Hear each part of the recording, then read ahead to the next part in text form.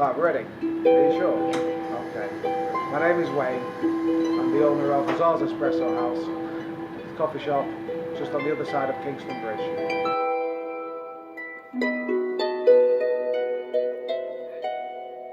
But that's just British people, they stick to what they know. I sell more ham and cheese than I do meatballs, mozzarella, because they stick to what they know.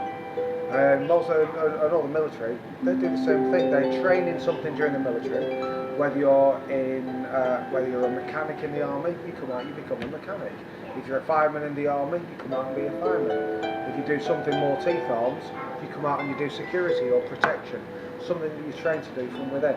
And you utilise the skills, which are valuable skills that you learn, and you use them in civilian life. I left the army at the millennium turn of the century. I then did close protection for a few years.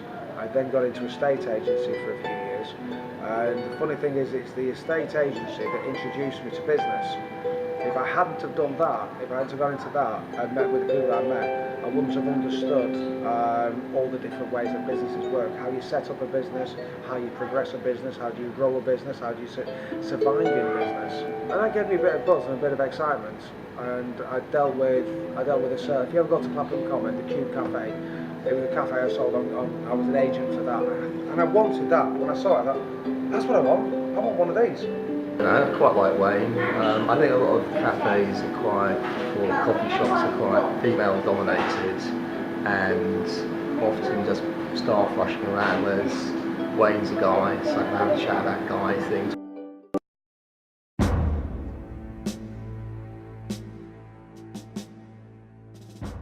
Throughout most soldiers' careers, their futures are not thought about. Their futures within the military are thought about. Their futures after the military are not thought about.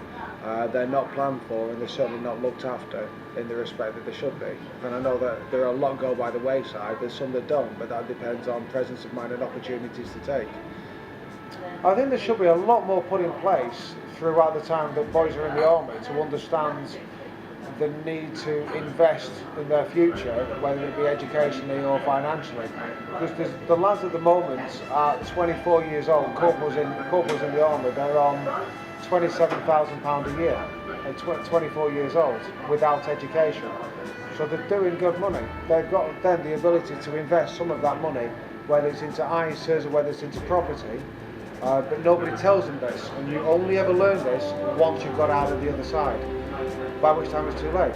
If you was to invest in £100,000 property on the first year that you join the army, when you leave the army 10 years later, that 100,000 will then be 2,500,000. But nobody tells you that, and you don't find out until a year after you've left the army.